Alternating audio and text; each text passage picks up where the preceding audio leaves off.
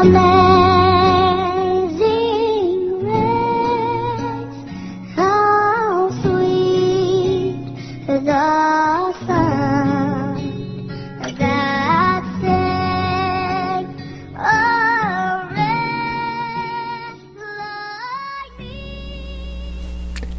Hi, and welcome to Straight Talk About God video. I'm Jack. Well, this time I've got an essay. It's not a Bible study, but it's an essay.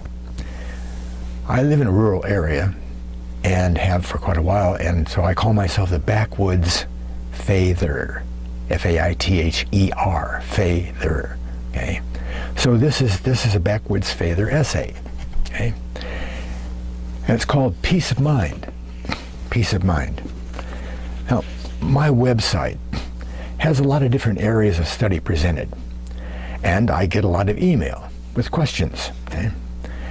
And this email from Jeff is a good example of the frustration that people feel when they find out about the elite, the ones who run the world. And it's the same as we've been hearing about the deep state, deep state. I mean, talk about shadow government is not new. But nowadays, even the mainstream media is talking about it.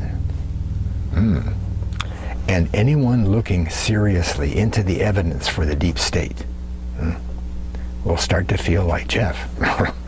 Here's what he wrote. 60, retired, just found out a few weeks ago about Jesuits. And after being in shock, and he capitalized the S, in shock, for a few days, I'm trying to figure it out. How it happened, Jesuits killed so many, where God? Is God real? Can these guys be stopped? Thanks. Well, it looks like Jeff is in the first stages of waking up. And he sees clearly that no one individual can stop the elite move toward total world control. And it becomes obvious that these powerful people are above the law. They have all levels of government covered, infiltrated, from the senator to the cop on the beat sometimes in your neighborhood. People move quickly to denial, or apathy.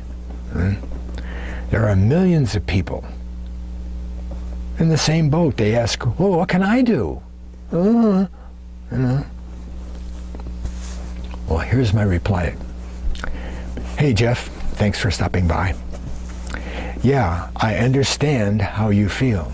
I know it's frustrating because it seems like there's nothing we can do to stop it. I'm sure that's true for any one person, or even 100,000. But there are two things that a believer is supposed to be doing. One, know your enemy and prepare. Know what's going on. And two, warn other believers. Be a watchman. Simple and not hard to accomplish. Okay? It may not stop the whole thing, but that's what your job is, regardless. Okay? Many hours of not doing things for yourself like you used to. Hours researching what they, capital they, are doing that day.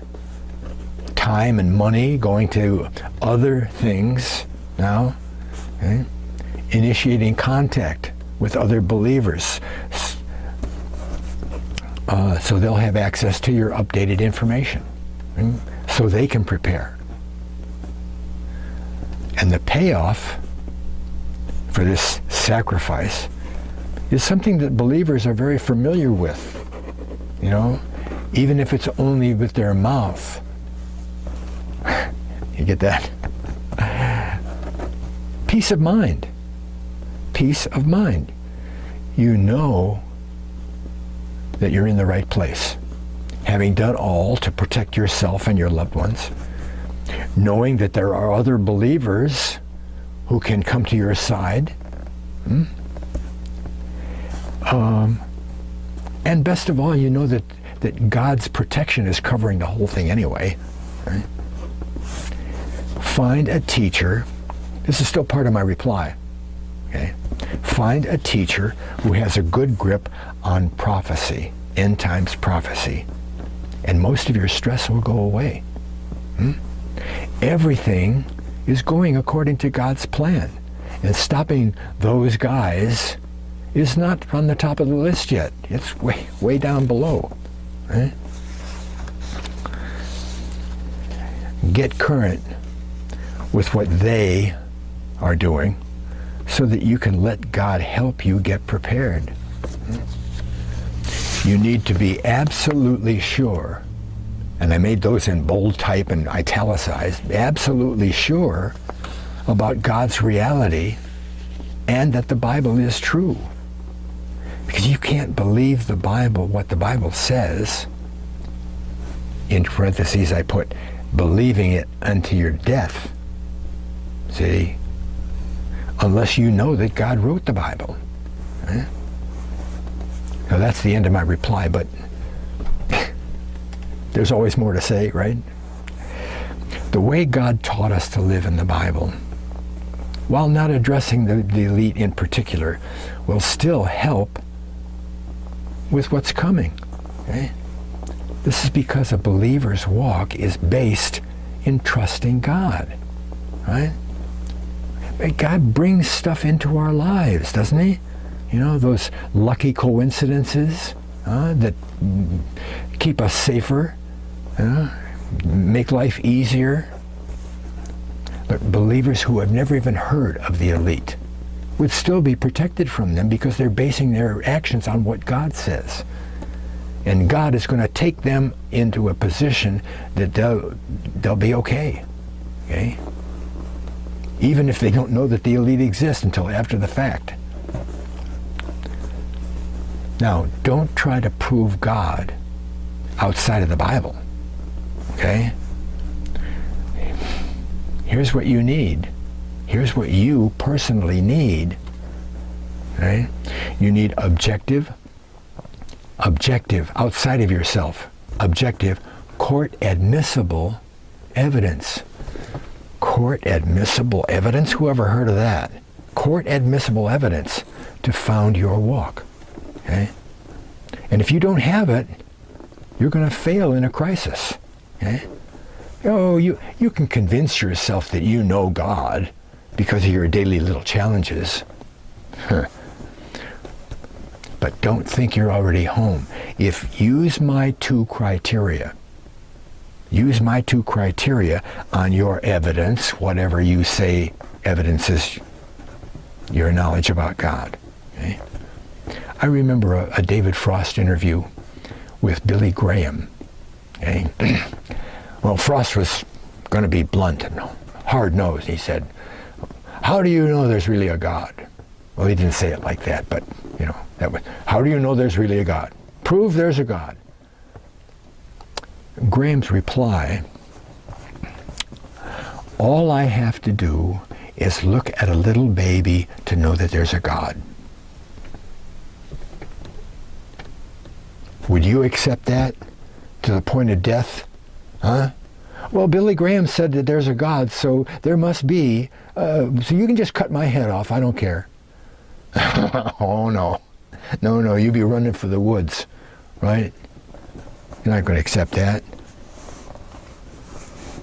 But I'm sure that there are those who doubt that objective court admissible evidence is found in the Bible. Well, as Dr. Scott used to always say, everybody's got a right to be wrong. Right? See, it's the simplest thing to prove the supernatural quality of the Bible. But you know, sometimes very simple things are extremely hard to accomplish. You know, it's easy to do, but see? Look, no human, or even group of humans, Even angels can't produce the Bible. Once you know what the Bible is, and its supernatural qualities and number schemes and all kinds of stuff like that, it's been said that the first 5 books, okay, the Pentateuch, the Torah, is really a holographic representation of the universe. And knowing God, I think that's probably true, see? Because God wrote those first 5 books through Moses, right? Boom, directly through. So, and I know that sounds broad-brushed, you know, you can't use the Bible, but it's true. Because it's based on a great amount of research that goes into that proof. Okay, I'm only going to give you the bottom line here, okay? Fulfilled prophecy. That's all you have to do, fulfill prophecy, especially the prophecies that are given to the northern kingdom of the house of Israel. 10 lost tribes, okay? You'll find that most of the over 300 prophecies to those people, there are over 300 of them, and most of them have been fulfilled already. They're already done. With precision, too. 2,520-year precision in some cases, right? And some of those prophecies, like I said, go back to 2000 BC. 4,000 years ago, somebody said, "Brr," and you look around today and there it is. It happened. But the study and research behind all that might take you a couple of years, part-time study, right? Do you see what I mean? So again, life hinges, a believer's life hinges on a sure belief in God and the Bible. And it's the only thing, that sure belief is the only thing that will give you peace of mind. Thanks a lot for watching. God bless.